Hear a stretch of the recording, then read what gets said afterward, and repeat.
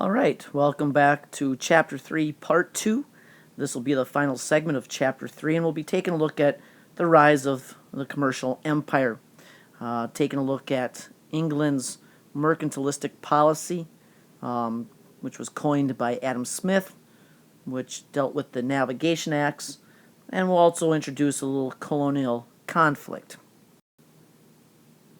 The term mercantilism is actually used to describe Britain's commercial regulations on the American colonies, as it was their goal for England to export more, import less, and grow richer at the expense of their European rivals. It was kind of the belief that the colonies existed for the benefit of the mother country, and mercantilism was a way for the English to try to keep the Dutch and the French out of trading with its American colonies. The term mercantilism is actually ascribed to Adam Smith, having coined it as he was a British economist in his book, The Wealth of Nations. Now, what exactly mercantilism is an economic system where a nation attempts to increase its wealth by government regulating all of the nation's commercial interests. In simple terms, mercantilism was basically an attempt to regulate colonial trade. It was an attempt to kind of make the colonies, subservient to Mother England. They were seen as a source of raw materials. They existed to serve the mother country. For England, with the regulations and trades that they came up with, it made them more self-sufficient, but it also gave them a place to export their goods to and kind of dominate trade. Eventually, England will pass laws to increase its wealth, kind of limit the colonial production of goods, and eventually this will lead to further conflict as the American economy will kind of suffer at the hands of their English brethren. In its attempt to regulate colonial trade, Britain passed a series of acts. The first one was known as the Navigation Act of 1660. Now, this was probably the most important piece of imperial legislation drafted prior to the Revolutionary War. Now, what it did basically, it said that only ships that were made in England or in their colonies could be used to trade with the American colonies. It also listed certain enumerated goods, such as tobacco, cotton, rice, and indigo, that could only be transported from the colonies to England or another colony of England. But as time goes on, England will add other products to this enumerated list, like things made like wool and hats and molasses, to name a few others.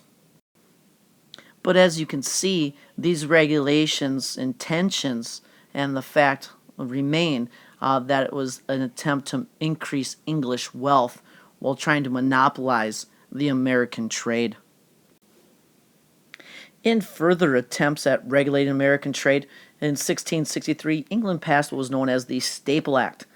This said that all imports to the colonies had to pass through England directly. This would allow them to collect duties, and the money that was owed before the products were passed along to the colonies.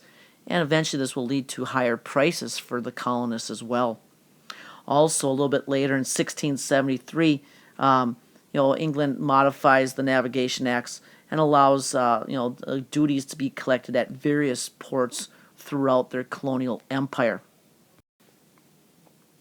However, the Navigation Acts cut into the tobacco profits, and it hurt small plantation owners most of all, as they were less able to deal with the fluctuation of prices.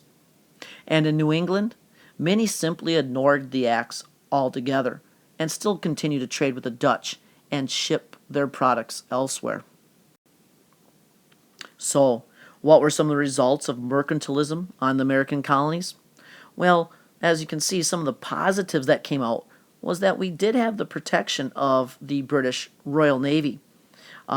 We also had a booming shipbuilding industry, as we had a bountiful amount of timber to cut down to build into these ships to help us trade. We also had markets in England and other English colonies for our staple crops. And we can't overlook the fact that we had the protection of the world's strongest army to defend our lands. However, there were also many negatives, as you can see. Whether it be our manufacturing was limited because England passed laws limiting the building of factories in the colonies. You can see that farmers received low prices. The shipment of goods that we got in from England were at a high cost, at a premium cost, because we were limited on who we could buy from. And obviously then that led to a source of tension, especially in New England, as they were shipping in a lot of English goods that cost a lot of money, and they're limited where they could sell to. And as I mentioned before, there was still that illegal trade with the French and the Dutch, and obviously then that's going to lead to even further tensions. And then not to mention the costs for England trying to enforce all of their navigation acts. It was very difficult to enforce these rules throughout the entire English Empire. And if we even play it out further, obviously mercantilism, because it was so lopsided and benefited England so much and kind of retarded the economic growth of the colonies, eventually through the bootlegging and illegal trade and trafficking of other goods, eventually, if you look down the road far enough, it will lead to the Revolutionary War. We now transition into looking at conflict in the colonies. And one of the most famous rebellions that took place was led by one Nathaniel Bacon. Now, Bacon was a young, wealthy Englishman who had settled in the back country of Virginia. And like many Virginians who shared Bacon's opinion of the natives, he saw the natives as enemies. All of them. However, this opinion was opposed by Governor William Berkeley. Now, Bacon had made several demands. One, he wanted in on the lucrative fur trade, which was dominated by the governor's buddies. And two, he wanted protection from all natives, as he saw them all as enemies. Therefore, he wanted the governor to assist in eliminating all the natives, something that Berkeley was not willing to do. However, since this view was shared by many of the poor and meddling classes and former indentured servants, Bacon created quite a groundswell of support for his cause.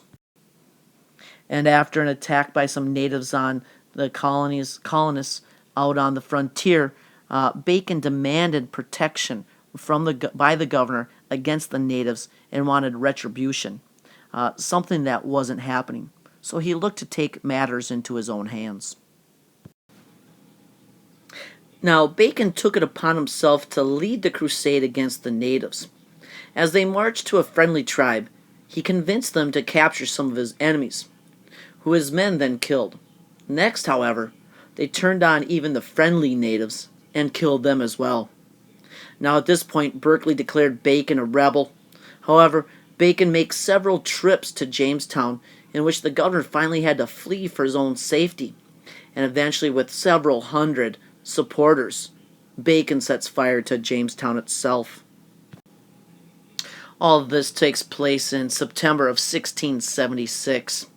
Then, however, the rebellion eventually ends when the British authorities dispatched a royal force of around 1,000 men to assist in quelling the violence. Bacon does die of disease at this point in October of 1676, which eventually leads to the rebellion kind of falling apart and just ending. Now, this uprising caused great fear amongst the ruling elite in Virginia, a fear against the poor, indentured servants continuing, possibly rising up and making demands. Thusly, this hastened the transition to slavery, as they saw the indentured servants as once they got their freedom, they were willing to kind of fight back to try to improve their lot in life. Well, to try to stem that tide then, eventually plantation owners will turn to the African slave trade. Bacon's rebellion is far from the only conflict in the colonies. Other ones we'll take a look at will be King Philip's War in New England, the Glorious Revolution that actually took place in England but had far-reaching consequences in the colonies, including in New York and in Maryland. And we'll also take a look at the infamous Salem witch trials as well.